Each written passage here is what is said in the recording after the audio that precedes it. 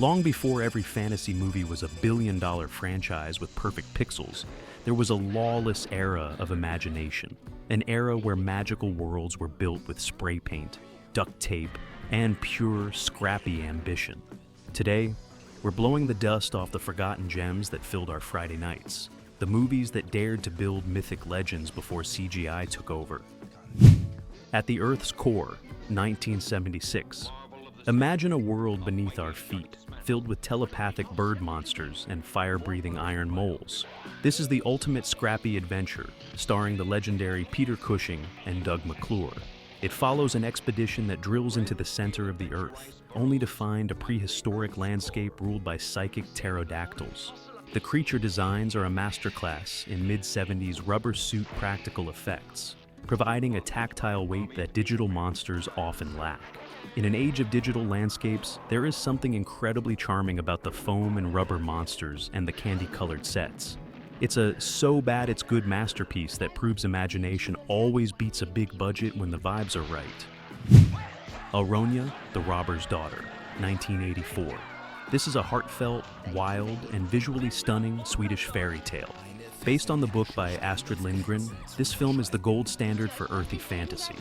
It's about the daughter of a bandit chief who befriends the son of a rival clan, navigating a world of mountain trolls and harpies. The film excels at showing the wonder and terror of nature, blending folk horror elements with a touching story of friendship and rebellion.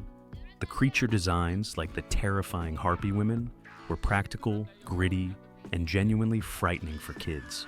It captures the true spirit of a free spirit navigating a dangerous mythic forest, offering a grounded realism rarely seen in modern fantasy. The Lost Empire, 1984. The Lost Empire is a glorious mashup of mystical ninjas, ancient sorcery, and leather-clad heroines. This is what happens when you mix 80s action with high fantasy occultism. A group of female mercenaries is sent to an island to stop an immortal wizard who rules with a mixture of magic and high-tech weaponry. The film is a visual feast of neon-lit sets, feathered shoulder pads, and kabuki-styled villains that define a very specific aesthetic of that era. It's camp value at its highest peak, representing the DIY sandbox of 80s cult cinema, where the soundtrack screams neon, and every prop looks like it was built in a garage 5 minutes before the cameras rolled.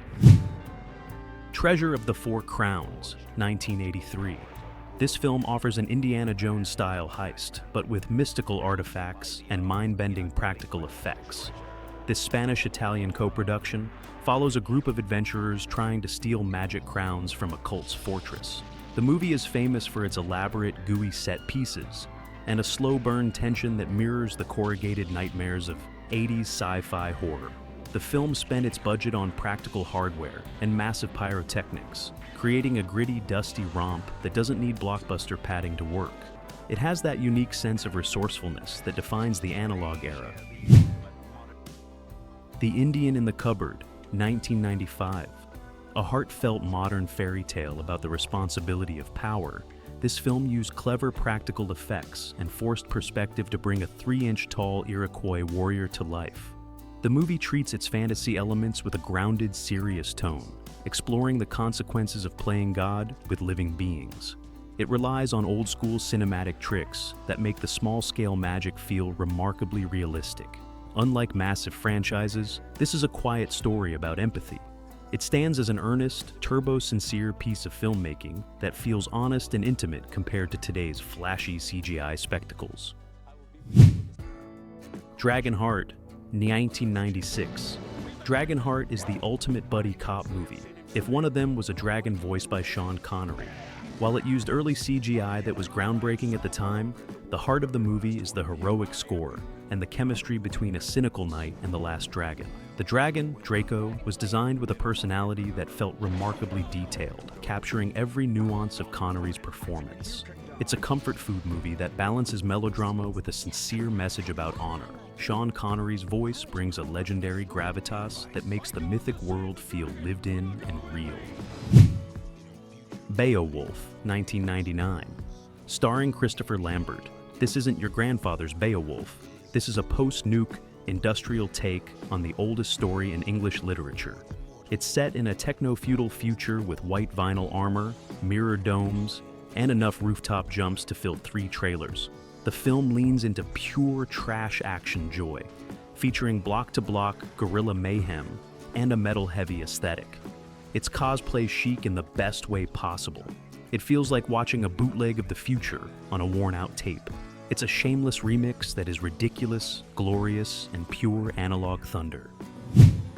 Prince Valiant.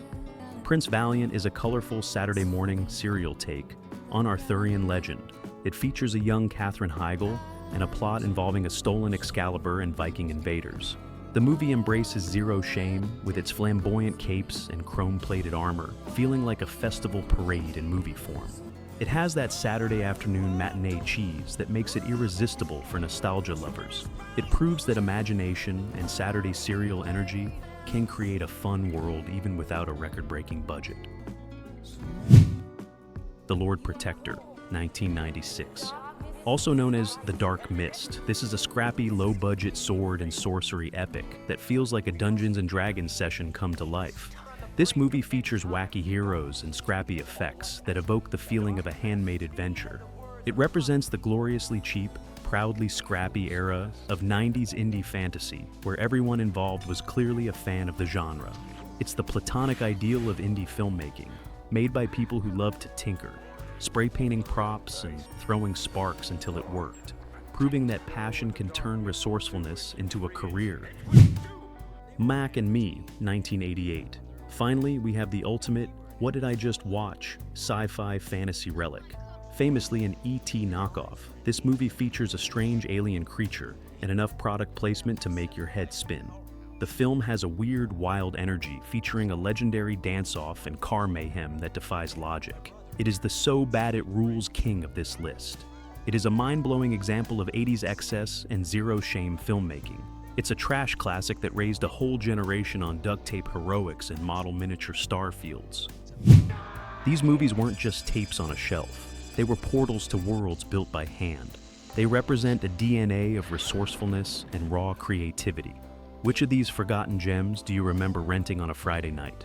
Drop your favorite trash classic in the comments below. Don't forget to like and subscribe, because next week, we're digging even deeper into the vault. See you in the next era.